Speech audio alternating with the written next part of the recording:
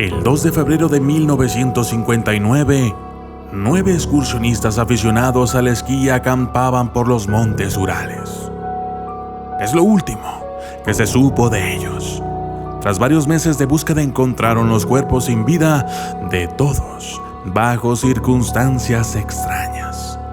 Más increíble aún es que oficialmente se declaró que murieron a causa de una poderosa fuerza desconocida, y que los documentos de la investigación se guardaron en secreto hasta la década de los 90. ¿Qué ocurrió realmente? Es conocido como el Paso Dyatlov, porque ese era el nombre del líder de la expedición, donde lo ocurrido en esas fechas ha dado lugar a todo tipo de teorías. El sumario de la investigación, apelando a fuerzas desconocidas, se mantuvo en el más absoluto secreto hasta varias décadas después. Cuando los papeles de la investigación se hicieron públicos, se descubrió que faltaban muchas páginas del mismo. El 25 de enero de 1959 se había formado un grupo de 9 excursionistas más un guía para practicar esquí en un enclave situado en los montes Urales, en un área entre la República de Komi y el Oblast de Sverdlovsk. Ninguno llegaba a los 25 años, a excepción del guía, que tenía 37. Eran 8 hombres y 2 mujeres estudiantes cuyo líder, Igor Dyatlov, tenía 23 años. El objetivo de la expedición era llegar a Otorten, una montaña al norte del lugar donde tendría lugar el incidente. Una ruta que en las fechas elegidas en el mes de febrero era de categoría 3, la más complicada y difícil.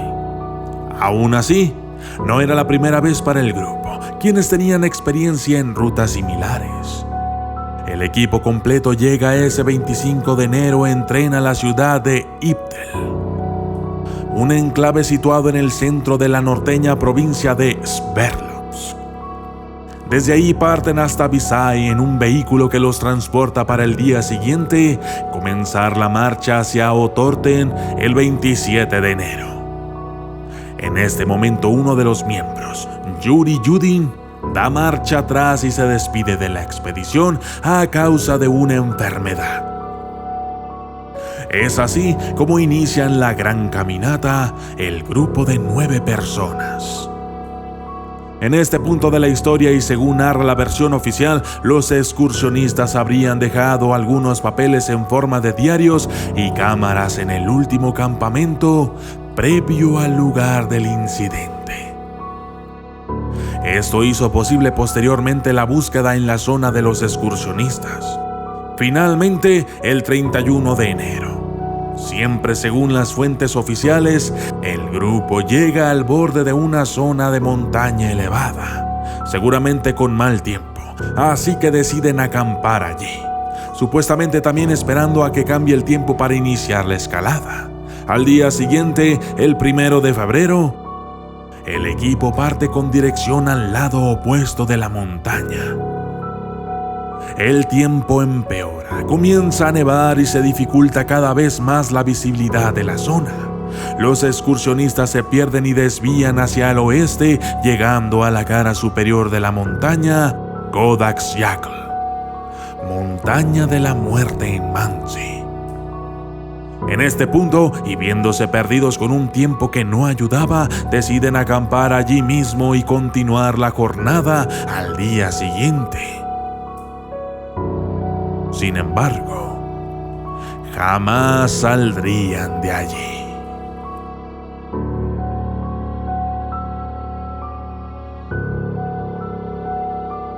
Dyatlov, el líder del grupo, había acordado enviar un telegrama al club deportivo al que pertenecían una vez regresaran a Visay. Según los cálculos del chico, esto sería como máximo el 12 de febrero. Transcurridos varios días después de esa fecha, el 20 de febrero, son los familiares del grupo los que dan la voz de alarma y se inicia oficialmente la búsqueda de los excursionistas con varios grupos de rescate compuestos por voluntarios. Luego se sumarían fuerzas del ejército y policía con aviones y helicópteros. Llegados al 26 de febrero, la búsqueda da sus primeros frutos. Encuentran el campamento abandonado en Kholat Syakhl. El escenario, una tienda en muy mal estado, medio derribada y cubierta de nieve. También estaba vacía y todas las pertenencias, como los zapatos del grupo, no estaban. Los investigadores dijeron que la tienda tenía indicios de que había sido cortada o desgarrada desde su interior, probablemente para abrirla con rapidez. Encuentran una serie de 8 o 9 pares de huellas que llevaban hasta unos bosques cercanos. Momento en el que se pierden las huellas cubiertas por la nieve. Allí encuentran junto a un árbol lo que parecen ser los restos de una hoguera. Junto con los 2 primeros cadáveres. Ambos tan solo con la ropa interior y descalzos. En el árbol hallan restos de sangre, razón por la que determinan que ambos excursionistas habían intentado trepar el árbol. La búsqueda continúa y encuentran otros 3 cadáveres en la misma zona en un espacio de no más de 600 metros del árbol. Uno de ellos es el líder de Adlov, con una rama en una mano y en una postura que indicaba que se estaba defendiendo o protegiendo de algo. Otro tenía una fisura en el cráneo, quizás un golpe. En cualquier caso, no fue esta la causa de muerte, sino que concluyeron que fue debido a la hipotermia. El tercer cadáver era una de las chicas. En este caso, la investigación habla de un cuerpo con un tono corporal un tanto extraño. Sin más, la hipótesis es que los 3 trataban de volver a la tienda de campaña. Pasarían 2 meses hasta que dieron con los otros 4 excursionistas. El 4 de mayo dan por concluida la búsqueda al encontrar los cadáveres. Habían quedado sepultados bajo la nieve en el interior del bosque. Los 4 estaban vestidos, aunque con partes de ropa que pertenecían a los otros cadáveres. También encuentran una cámara en el cuello de uno de los excursionistas, aunque la investigación oficial concluiría que la película de la misma se había dañado rescatando algunas fotos. Después de hallar a los últimos 4 cadáveres, se abre la investigación para hallar las causas de la muerte. En este punto, vamos a repasar lo que se encontró en las labores de búsqueda.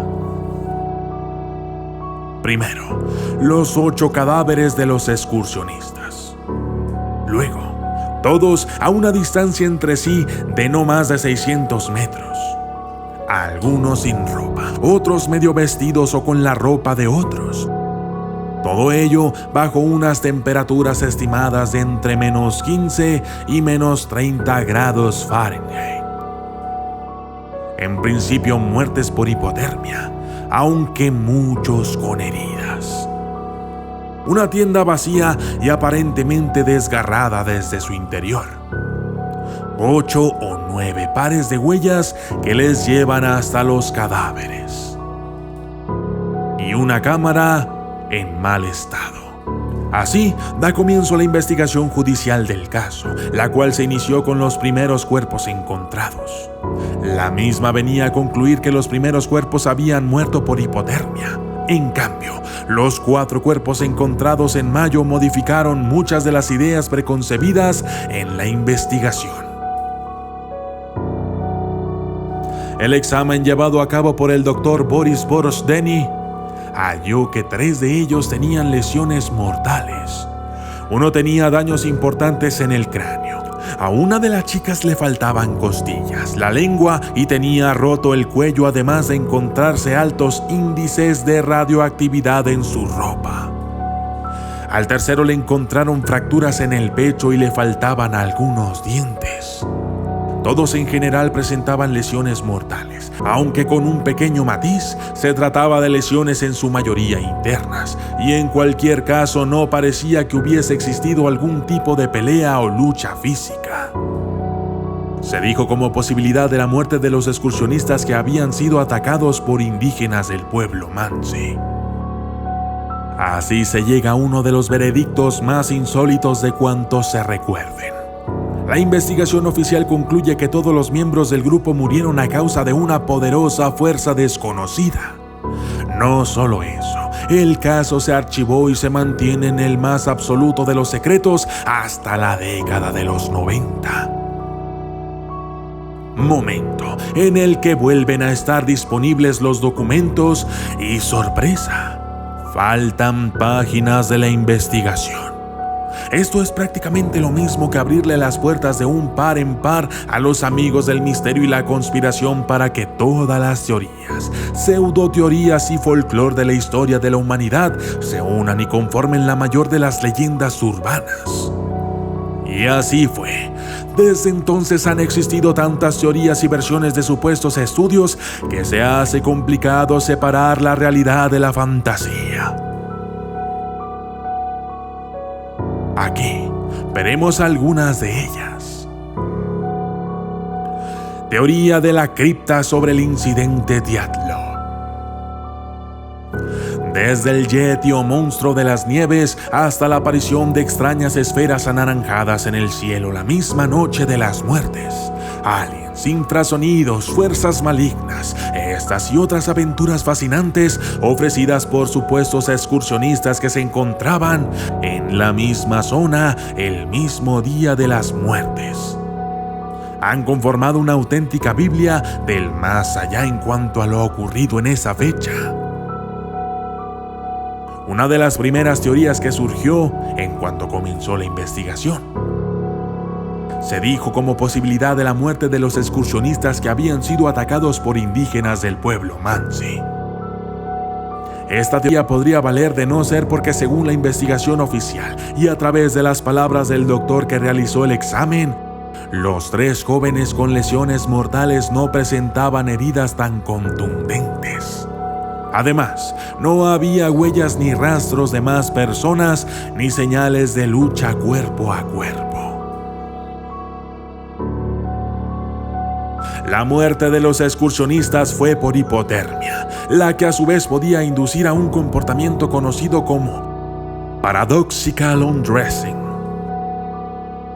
Otra teoría surgió a través del escritor y periodista Yuri Sverdlovsk, quien en 1967 publicó la novela Of the Highest Degree on Complexity, inspirada en el incidente. Sverdlovsk había formado parte de los grupos de búsqueda y fue fotógrafo oficial en la etapa inicial de la investigación, así que tuvo conocimiento de lo que allí ocurrió.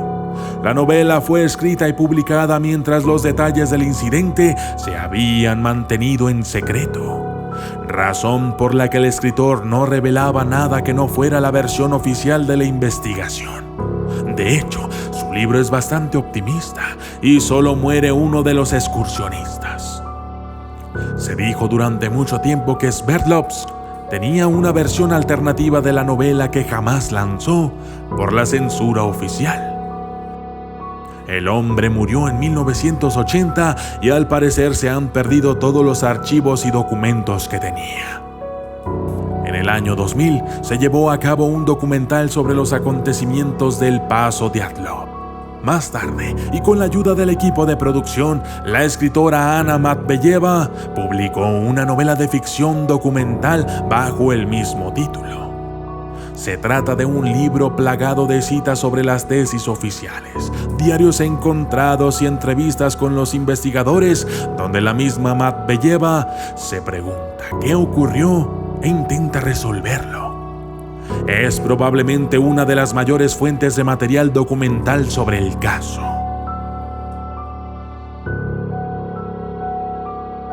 Yudin siempre pensó que tras las muertes estaban los militares soviéticos, responsables de alguna manera de lo ocurrido. Lo que sí es cierto es que el paso de montaña donde el grupo estableció su último campamento pasó a nombrarse Dyatlov. También existe una fundación y un museo con el mismo nombre que acoge la misma Universidad Estatal Técnica de los Urales, donde un grupo de familiares de las víctimas pide al gobierno que reabra el caso. Y finalmente, falta la única persona del grupo que se salvó del trágico incidente: Yuri Yudin. Él fue el joven que tuvo que dar marcha atrás al viaje debido a una enfermedad. En el año 2012, y durante una entrevista, dijo recordar cómo le habían pedido identificar todo lo encontrado en la escena. Yudin dijo que encontró una ropa de apariencia militar que no pertenecía al grupo, lo que le hizo sospechar de que es posible que antes de los grupos de rescate allí habían estado otras personas. También dijo recordar cómo las autoridades parecían estar más interesadas en la razón por la que estaban allí que la propia causa de las muertes. Con el mismo Yudin finalizaba la entrevista. Ni él mismo sabe qué ocurrió. Dijo: si tuviera la oportunidad de pedirle a Dios una sola pregunta, esta sería: ¿qué le pasó realmente a mis amigos esa noche? Un año después, moriría el último de los 10 excursionistas, Yuri Yudin. Falleció el 27 de abril del 2013 a los 75 años de edad.